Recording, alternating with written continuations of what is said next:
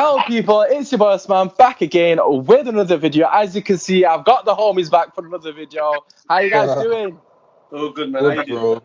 Good to have you back. We also got a special guest appearance, Adrian, a Liverpool fan. Be nice to him in the comments, obviously, and we've got to show some love in it, all that good stuff. But obviously, we've got Adrian on because we're talking top 6 predictions. What are you saying, bro? That's for a special guest. Yeah, exactly. It has to be done, innit? Got to give you guys your limelight when you do well and all that good stuff. Okay, so for this video, we're going to be talking top 6. We're going to be talking Golden Boot and Manager of the Season. Of course, you know it's gonna change in the last 9 games, of course, but that's the whole point of the video is predictions. Okay, so as always, show some love in the description. The boys' Twitter handles will be there, so show them some love, drop them a follow, all that good stuff, and of course, drop a like and subscribe. Just got past 300, so hopefully we can continue to grow. Anyways, let's get into the video. The way it's going to work is we're going to go through the positions. So we start with 6th, and then we'll work our way up to, of course, the 3rd position. Okay, so good. It's so good. It's so good. Right, okay. Benji, we'll start with you. So all I want from you is your reasoning for why this team is going to finish 6th for you. I think Wolves are finished 6th. Okay, interesting. Why have you gone for Wolves? I feel like they're probably the more balanced squad outside the top 5. I think with Tottenham and Arsenal, I don't think they're capable of putting a run together over at least within 5 games. And I think Wolves have a surprise package, which they have strikers and they have 3 players that I feel like will change their destiny, which is Ruben Neves, Diogo Jota, and Jimenez as well. Those 3 players, if they stay fit, Tottenham's in very big trouble, and Arsenal's in very, very big trouble. I think they'll finish 6th personally. But they have a better defense than the 2 of them as well, and a better attack. So I think they'll be better. That's interesting. Koja, what have you gone for 6th position? I'm going for Spurs. I think they'll somehow find some form. I think it's very important now that they've got all their players back from injury, about 1 or 2. I mean, I know Dele Alli's got a suspension. But I think they will find enough firepower to get enough results to just climb above. With Wolves, as good as the team they are, they're still quite inconsistent as well. Sheffield United, and although their run has been fantastic for the last, well, not the last couple of weeks, for the whole season really, I feel like they might lose a bit of steam towards the end. But they've done what they. I like that pun that you did there. That's nice. Oh yeah. But yeah, I think they'll probably fall off a little bit, but that's fine. The expectations will probably stay in the division more than done enough. So I think Spurs will step out, get there, especially with Kane and Son back. Okay, fair. Adrian, obviously you couldn't care less of who's in 6th. Let's be real, innit? But for the sake of the video, what are your thoughts? Who do you reckon will finish 6th? Yeah, I think I'm going to echo Michael's sentiments. I think with Spurs, I think a key thing for them really has been the way in which they've looked after Harry Kane over the years. I think for a lot of time, Harry Kane is often, he'll be out, apparently be out for 4 months. He'll come back in 2, and I don't think he's necessarily had the rest. And I think this break has given him the rest he needs to sort of hopefully regain some of his form and sort of fire Spurs to 6th. I think they've got a very, very good attacking roster, the likes of your Sons, your Bergwijn, your Lucas Moura's, your Dele Alli's as well. Factor that in with Lascelles, who I think has been quite good this season, and hopefully if we can start to see the Ndombele that we saw at Lyon, the one that really, really impressed us, particularly in the Champions League. I think Jose has got enough in that squad to get them 6th. The reason why it's not going to be higher is because I've still got a lot of question marks about it. So I go for 6th. You make some good points in terms of obviously the defensive frailties are probably going to hurt them in this season anyways. Has anyone got a case for Arsenal potentially finishing 6th? No one of you have mentioned Arsenal or even thought about Arsenal for a second. Good job, bro. Good job. Arsenal fans are trying, but I tried. You know what I'm saying? I tried to throw you there. Okay, so for me actually, I went for Wolves as well, Benji. For the very similar, for the exact reasons that you said, but I think prior to the pandemic, I wouldn't have put Wolves there because, of course, they would have had to consider the Europa League. That squad rotation would have eventually I would imagine, caught up with them. Obviously, it's hard to say that right now. Of course, for those of you who aren't aware, the Europa League will come back after the season's finished, so that's not going to be a hindrance to them whatsoever. Prior to the Europa League, I think they've been obviously you've said they've been inconsistent, but in terms of what you'd expect from them, they're right on course. And I think, they do kind of go under the radar in a sense. Them and Sheffield United are massively being overlooked for the positions because obviously the so-called Big Six always going to have that sort of say over them teams. But I just think Wolves, for me personally, as a Man United fan myself, watching us play against them about 3-4 times this season, it's been an absolute nightmare. Honest to God, I just can't stand them. I know we beat them eventually. I don't know one of the which cup it was, but we've drawn every. I thought it was FA Cup, and then we drew like twice against them. Both games been very tight, and I think they're going to cause problems to the teams above them. I believe they've still got to play against Spurs and Arsenal as well. So I suppose their fate is in their own hands. So that's why I went for Wolves personally. You mentioned Jimenez. Also, you did mention Traore, who we all know has been absolutely phenomenal. As a Liverpool fan, I would assume you probably know a bit more because you're linked to him as well as another 10 players. Okay, let's move on to 5th position. We'll start with you, Adrian, this time. Give me a chance to think. So I'm gonna go for Chelsea. So I'm gonna predict that they flip out of the top 3, and that's purely because I think they've only got a 3-point lead, and I think for them the mental strain of sort of having the season locked off, they weren't necessarily sure. Are we going to come back? Are we going, or is the season going to be ready? I think they're going to have sort of a big target on their back. And there's a team, I won't mention them now, but there's a team I think is going to get them into the top 4. But I think with Chelsea, it's been quite a turbulent season purely because they've been blooded through about 5 or 6 youngsters at the same time. So I am going to, and I've had a look at their fixtures as well, so I'm going to predict that they're going to fall off a little bit and allow somebody else to sneak into the top 4. Interesting. Benji, what are your thoughts? Do you know what's actually crazy? If the pandemic never came, Sheffield United definitely would have finished 5th. But unfortunately, without the fans, I'm going to have to put Arsenal for 5th. Simply because... Who did you say? Sorry, apologies. Wait, who? Did you say Arsenal? Wait, hold on. I just realised... Actually, you know what? I'm going to put Leicester for 5th, sorry. Leicester for 5th. But did you say Arsenal initially, though? No, I forgot that we've already done one position. I'm going to put Leicester for 5th. Leicester for 5th because... I had to double check that you said Arsenal. I forgot because I realised Leicester will have to drop below Arsenal. That's 13 points. Oh, right. Wow, Arsenal fans were getting gas for a second then. Leicester for 5th. Only because their fixtures are very tough. And I don't think they'll be able to keep it up. And I do think the no fans is going to affect them a lot because it's all about football now. So when you're playing against, I think they've played City, I don't think they've played Liverpool, they've played Tottenham. These teams are better football teams than them. You've got to play Chelsea and Man United as well. Yeah, so we'll probably slap them off the park as well. But when they have no fans, it's different. Like when you go to King Power, they're throwing them stupid things in the air. Now it's not going to be around no more. So in that same input at Anfield, like you now it's like there's no stupid scarves and all this rubbish. So it's a bit different. Okay, fair. I'm sure Jamie Vardy having a party. He's gonna have something to say about that. Kojo, what do you reckon? So I'm assuming by your shock you're not going for Arsenal. Then? No. I will trust Everton more to finish higher than Arsenal. That's right. Everton in 12th, I know. 5th place, I am gonna go with the Blues, Chelsea. Okay. I feel like there are.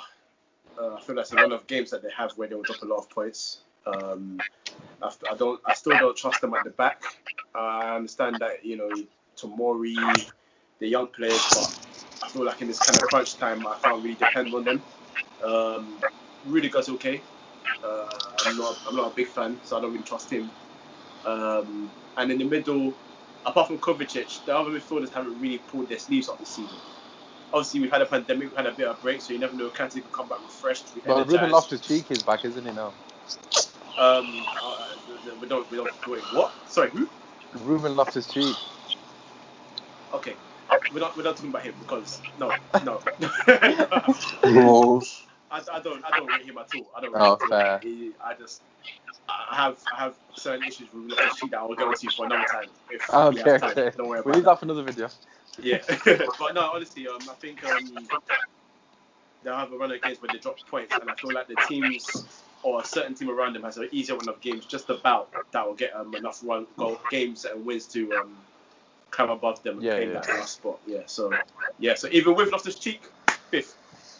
Yeah, that's interesting. Listen to what you guys have said there regarding Chelsea, because you know I'm kind of torn on these three positions because it could go either way. Obviously, depending on how the next couple of weeks pan out. Because like I said, they're all playing each other. Chelsea got Leicester next week. Of course, that's going to be a pivotal game. Listening to Adrian talk, he almost swayed me. I was very close to changing my mind and going for Chelsea as well. But I'm going to stick to what I initially thought, and I actually think Leicester are going to drop out. So it seems like me and Benji are agreeing at the moment completely. Yeah, this guy's been copying me. You see my tweets and that. Oh, yeah. Because man saved them in drafts and that, you know what I'm saying? Just in case.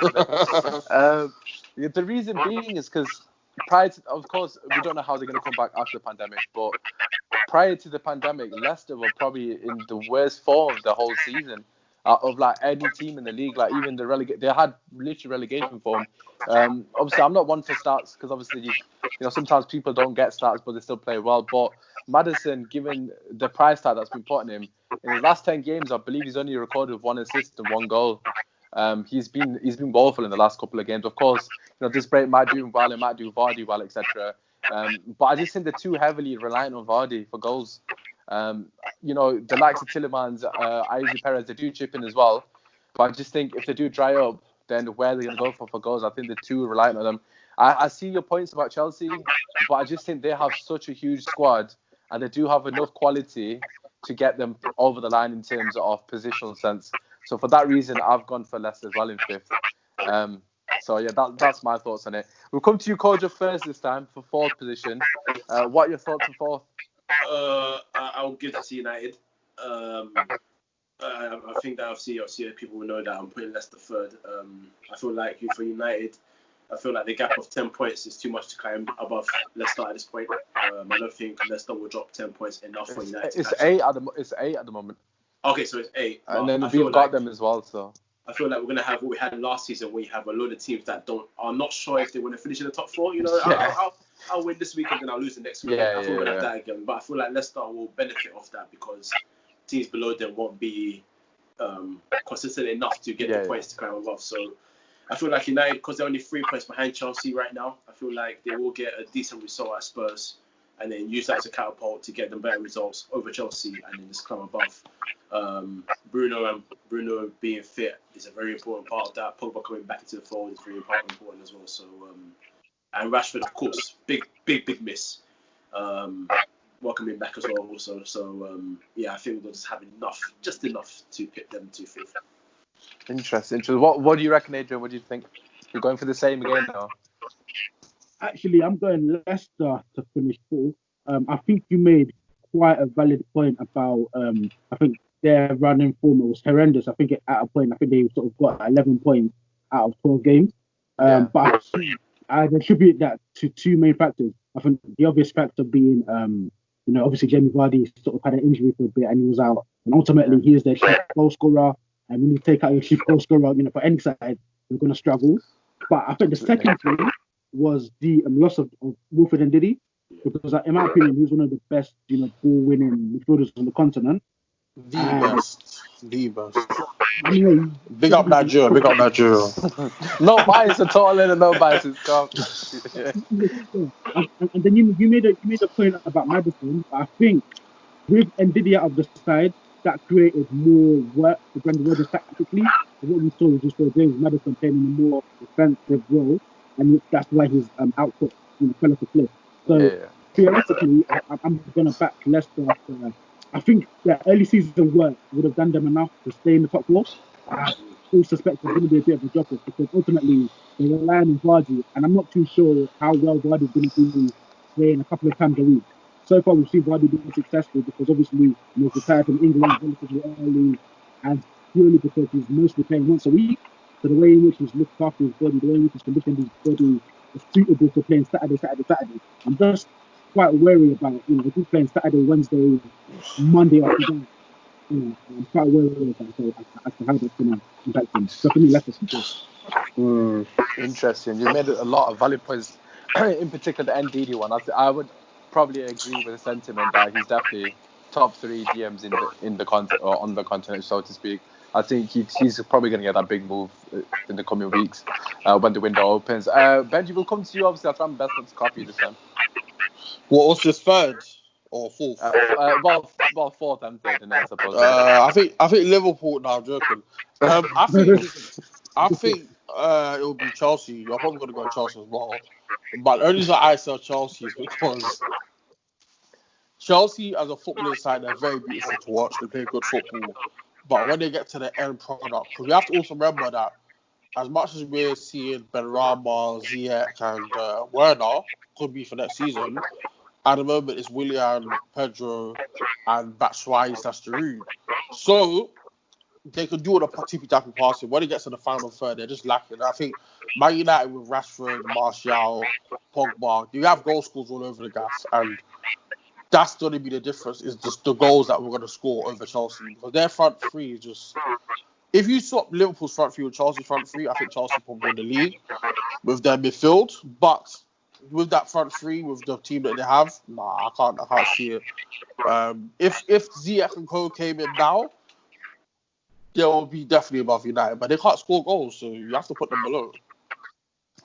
To be fair, regarding your points, it's kind of almost making me think that Leicester probably finish above them, I'm not going to lie. Just listen to what you're saying regarding the lack of quality in the final third. Obviously, I can't change now, innit? But if I was to change, I might actually swap them, Leicester and Chelsea around. It's your child, you can do what you want, mate. Yeah, I know, but I prepared my top 6. I thought about this logically, so I'm going to stick to what I said. Me and Benji have just gone for the exact same ones, and I've definitely been reading your tweets. I'm going for Chelsea. I'm going for Chelsea fourth as well, for the reasons that you said. They went, on numerous occasions, Lampard's come out after the game looking frustrated and saying the exact same thing. We create chances, we went clinical. He said that about at least a good 5 to 10 times this season. So I think that is definitely going to be their Achilles heel. But additionally, at the back, they're still lacking. You mentioned Rudiger earlier. I think he's definitely a quality player. I think Tomori, to be fair to him, he's been dropped, undeservedly. I thought he's been fantastic, to be fair, every time he's played. Obviously, Reece James is a quality right back as well. He's an up-and-coming player. But the left back position for them is absolutely abysmal. And Alonso and Emerson, the suspect. So I think in that sense, Chelsea are very unpredictable. I think their fixtures are a lot harder than Man United. Our only hard fixture really is this Spurs game on Friday for me, and potentially Sheffield United. So if we get past them 2 games, it's ours to throw away. Like you said last season, when the teams are throwing it away, I just don't think we're going to do that this season. We've got too much quality. So I've gone for Chelsea fourth as well, and Man United third. So yeah, that's obviously, I suppose that concludes the top 4. Of course, Man City being second, and Liverpool winning the title after 30 years. Adrian, we're just going to give you your moment, mate. I have a point to add, though.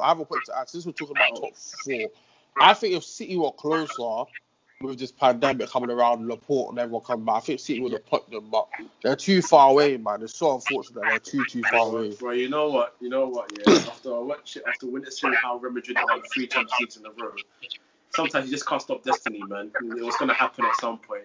They've got their title. It's inevitable, man. Yeah. It was coming. I feel like this, even if it was closer, even with Laporte coming back, Liverpool just have too much at this point to drop points. I said if they were like 5 points, because the thing is in the Premier League, we know anything can happen, bro. Yeah, but I remember we were 8 points ahead of City back in 2012, 2010. Yeah, and then they came back. City were also within of us by like 6-7 points as well, and then we called that back, and then we went in front of them. Then we never know, but we never know. Congratulations, man! You lot are still dead anyway, but congratulations. I feel like Liverpool the amount of salt. It's so much salt, but no, they're just too good, man. Adrian, how does it feel? Obviously, a lot of people saying that the season was going to get voided. Of course, the Liverpool fans are rightly uproar about that. But do you think it takes a bit of the gloss off not being able to celebrate, not properly celebrate properly? Yeah, I think 100%, because I think there's always going to be an asterisk across the season. Even despite the fact that we're 25 points clear at the time that the season closed. I think there's always going to be the aspect that of and Joe Dini actually made a valid point. He says that a big part of what this season is going to be remembered for is going to be remembered as a season that ultimately coronavirus severely disrupted. But I think for me, this season is I didn't necessarily expect us to be this dominant. Because when I sort of look at the way in which we lost the league last season, you played to 97 points, which is an amazing total. And I don't necessarily think we had it within us to actually dust ourselves off and go again. But I think, to answer your question, I think, coronavirus has probably taken quite a bunch of the year. I don't know, it's 30 years. Do you know what I'm laughing? Because, like, you know when Gary Lineker asks like the left back, like, how do you think the season was going? That's how he's talking, like. But I'm just sick of you lot, man. Honestly, Bro, you might as well just stomach it right now, because if you think they're bad now, listen. Listen, when it's official, Jesus Christ, oh my goodness. Have you noticed my Twitter hasn't been active properly for like a good 2 weeks? Right, man. I don't want to hear it. I'm more thinking about group chats, man. Group chat, I'm leaving that group chat. If I hear you I'm leaving that group chat. Oh God, man. My uncle was saying to me, what you gonna do when Liverpool are, lift the trophy? I said, man's deleting Sky, that subscription's going, and I'm going into a cave in it, so it's say no more, everything's on airplane mode. But let's talk about managing. Yeah, I love that, man. Let's talk about manager of the month. Obviously, Klopp's going to be in the conversation for the right reasons, of course. We'll come to you first, Benji. What do you reckon? Who do you think? Of course, again, this can change in the next 9 games, but who would you go for, Benji? For manager of the year? Manager of the year, sorry, not month. Manager of the season. I think, obviously, Chris Wilder, man. Only reason why, because at the end of the day, he plays better football than Man United at the moment. He's on a shoestring budget. Like, you got 36-year-old, I don't know how old he is, 36-year-old Billy Sharp up front. Like, I think he's 35 or something. 35, yeah, 34. imagine, like, it's very rare that a team comes up from the Championship and looks so comfortable. And I feel like they played very, very well. Of course, Klopp deserves it, of course. You can't take that away from him. But people like him and Nuno, quality coaches, man. And I think one of the blessings of the Premier League is that the small teams get to see proper coaching. 3 at the back. Who's seen a team that come up from the Championship doing overlapping fullbacks? Yeah. Man United's fullbacks never overlap, and we're supposed to be one of the best in the world. Yeah, Luke Shaw doesn't go past the half. Yes, the way I watched them play, he deserves it, man. Like, he probably hasn't spent any money. You're Sheffield, you live in Sheffield, I don't know, but he definitely hasn't spent any money. People like Ollie Norwood, all these ballers in midfield, like the football he plays, he should win it, but Klopp has to win it. But yeah. Okay, you make a good point, obviously, regarding the shoestring budget. Just to put in perspective, I actually work for Sheffield United in the academy, so I've met the players regularly. A lot of them players, so the whole back 5, obviously Henderson's from United, but the whole back 5 is from League One. So that back 3 that's all from League One, every single one of them. Right. Yeah, so Baldock, he was that League One. Basham, a lot of their players, when they got promoted to Championship, a lot of the press was saying these mans aren't going to be able to cut in the Championship. So, likes of Basham, Balder, Egan, Jack O'Connor, people were saying these guys need to get sold when they got promoted from League One. But obviously, they've done it in the Championship. Obviously, now they're doing it in the Premier League. So, in that sense alone, obviously Billy Sharp, of course, is from League One as well. A lot of that team, I'd say, like about 50% of that squad is from League One. So it's crazy, and they smashed the transfer budget, transfer record 3 times in the history of the club this summer that just went. So I think Muse was the record-breaking signing, and then they broke it with Sander Berg. So that was like 20 million, 25 million. So they've spent next to nothing as well. So I would agree. I again agreeing with Benji, but I might be being biased here as well. But for me, Wilder's done. If he gets them in Europa League, or even I can't even comprehend Champions League, I think that's almost on par with what Ranieri did with Leicester. Honest to God, I'm not even exaggerating. But what would you say, Adrian? Obviously, I'm assuming you're going to go for Klopp. I think because Jurgen Klopp hasn't only won the league this season, but what he's done is he's done it in what were projected to be record-breaking fashion. to have played 29 games across 127 of those is a rate that we've never seen before. I think what would have probably have made it beyond all debate would have been if we were still sort of undefeated. But I think if you could sort of split the award in two, I know that you can't. I definitely think Wilder deserves a shout, because I think what Wilder has shown us has been a true testament to proper coaching, proper football coaching. And as you rightly said, a lot of those players, ostensibly, they're not Premier League standard. They're probably not even Championship standard. But what he's done is he's drilled them, he's organised them, and he's got them playing a brand of football that's quite remarkable. And let's call a spade a spade. What he's done is been absolutely phenomenal. And under in any sort of normal circumstances, he would be head and shoulders the best manager this season.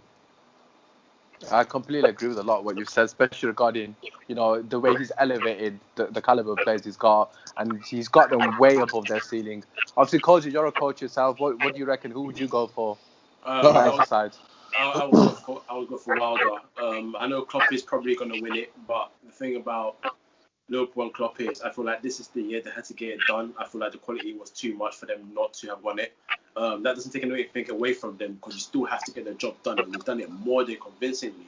But for Sheffield United to come up from the Championship, with the players they have, keep their core, coming up in the divisions, play the football they need to play in the Premier League, establish themselves so quickly in the Premier League, but also they spend a bit of money on Sander Berge, which goes under the radar because he's settled in comfortably. It's like buying a player that perfectly fits your philosophy, a player that was highly rated, a player that's highly wanted by other clubs. And he's come in and he's worked a treat for them. So I have to give that credit to him, because in terms of man management, tactical style, playing style, everything, he's made his team become a Premier League team very quickly. So all respect to what he's achieved so far, and if he does get into a European spot first season like Wolves did, spending less money with less high profile players, you have to give him his due. So I'm going to go with Chris Wilder. Yeah, fair play. I don't think anyone can obviously really argue. We have to put respect on Klopp's name, though. As a Man United fan, it's difficult to say that. But if you actually contemplate what they've actually done, they've dropped points twice in the whole season. Obviously, that game against Watford, and then when Ashley Young fell asleep at back post and we got the draw against them. Yeah. But that is just literally I've never seen that in my whole life. So you got to put a huge amount of credit to Klopp as well. Either way, like you said, if they give it to either of them, I'll accept it. They're both very deserving of it. Okay, we're going to finish off with a bit of fun. Obviously, this doesn't really mean anything unless you're Harry Kane, who will obviously, swear on his daughter's life at any goal. That's clearly not his. It clearly means something to Harry Kane. So we're going to finish with the golden boot. So who you think is going to get a golden boot? So just to let you guys know. I need to get out the golden boot. Jamie Vardy's currently top with 19. Aubameyang second with 17. Aguero's third with 16. Salah's fourth. Joint third, with 16. And then Danny Ings fifth with 15, and Man is just closely behind, as is Rashford on 14. So it's quite tight. Obviously, Jamie Vardy's got a 2-goal lead on Aubameyang. We'll come to you, Adrian, first. Obviously, you got 2 Liverpool players in the top 6. What are your thoughts? Even though I'd love for Salah to get his third out of third golden boot, I think in line for my Leicester theory to make sense of them making top 4, Jamie Vardy is going to have a good continues good goal scoring run. Yeah. So I'm going to put Jamie Vardy to win the golden boot this season, because he started like a house on fire. Then he sort of had a downturn, had a bit of an injury. So I think now that he's fresh again, he's going to sort of go on the home straight and he's going to lead Leicester. Good start to do. You say he's going to leave Leicester or lead? Lead. Oh, okay. Okay, Benji, who are you going for then? What do you reckon? Come back to me, please. I'm actually looking at it right now. So the thing is, Man United players don't score, so I don't even know who's even in the top 6. But Rashford's got 14 and he's 6. Obviously, this was when he was injured, so... Probably Aubameyang, because out of the rest of them, with Salah and Mane, the reason I wouldn't say them, because I saw something the other day which is quite smart, and which I would do if I was playing Football Manager, is once they wrap the towel, they don't even need to play. You can play Harvey Elliott, you can play Shaqiri, so they might not even play. And it's going to be a rotational system. And Aubameyang, the only people that I can see on this list are going to start every game is Aubameyang, Kane, and Vardy, and I think Aubameyang will just nip it just a little bit. Okay, interesting, Kojo. What are your thoughts on that? First of all, I think it's quite remarkable that Rashford's been injured for so long and he's still up there. That's crazy. Yeah. Testament to the I season think he was he having. scored a hat-trick at Spurs. He's in the shout, bro. Little one, embarrassed a little certain. Who's the right back now? Sadoria. Oh, please. Oh, yes. yeah, man. Woo. Please, break his ankles, please. He's definitely conceding the penalty on the Friday. But anyway, I want to go and give it to Pierre-Emerick Aubameyang. I feel like he's going to hit enough goals to boost his profile enough for him to get the hell out of North London. I feel like Vardy will get goals, but I don't think it'll be enough to pip Aubameyang. I think Aubameyang has the ability to hit hat-tricks very, very quickly in games. So I'll pip it to him, and then after he's done the season, he will move abroad, and that will be the end of, I must say, in the basketball. We still got life there. Yo, man's taking shots, you know. Oh God! You know what? I was gonna say Aubameyang as well, but that would mean I've agreed. What, you're not gonna say Billy Sharp? No. I was thinking about Musa, and he's my boy, innit? I can't agree with everything Benji said this whole video, man. That's messed up. So I'm gonna have to allow that. Speak from the heart, bro. You know you're gonna say Aubameyang. Nah, the thing is, if Rashford had a couple of more goals, I would have fancied him giving our running. I'm not gonna lie. I think we've got very easy fixtures. Obviously, we've got Aston Villa, Bournemouth, Brighton or something back to back, and I would expect him to get a couple of goals. Because Rashford, he normally scores 2 as well. He doesn't normally score, but he'll normally bags a brace. However, I'm gonna go for Salah. The reason being, obviously, I know this is probably a shot to most people. Reason being, he's only 3 goals behind Jamie Vardy, and if there's anyone that's desperate for an individual award, it's my man that takes 50 shots a game. I can't stand him. For me personally, Mane is far a better player. He's not greedy. Salah has every time I watch Liverpool, he has about 70 shots. Like I've seen Adrian, you'll be able to speak, better than me, but I just think he's gonna be itching to get that golden boot again because obviously he loves accolade on himself. He'll probably bag a hat-trick against Everton. I won't even be surprised. Everton are gonna get slapped as well for it. So I'm gonna go Salah. He's only 3 off it. Vardy for me. If I was to go for Vardy, I think that would contradict me putting them in 5th.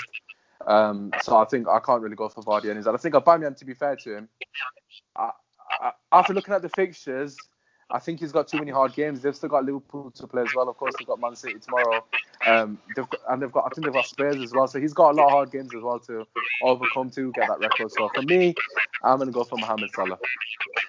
But yeah, anyways, that has been your video, boys.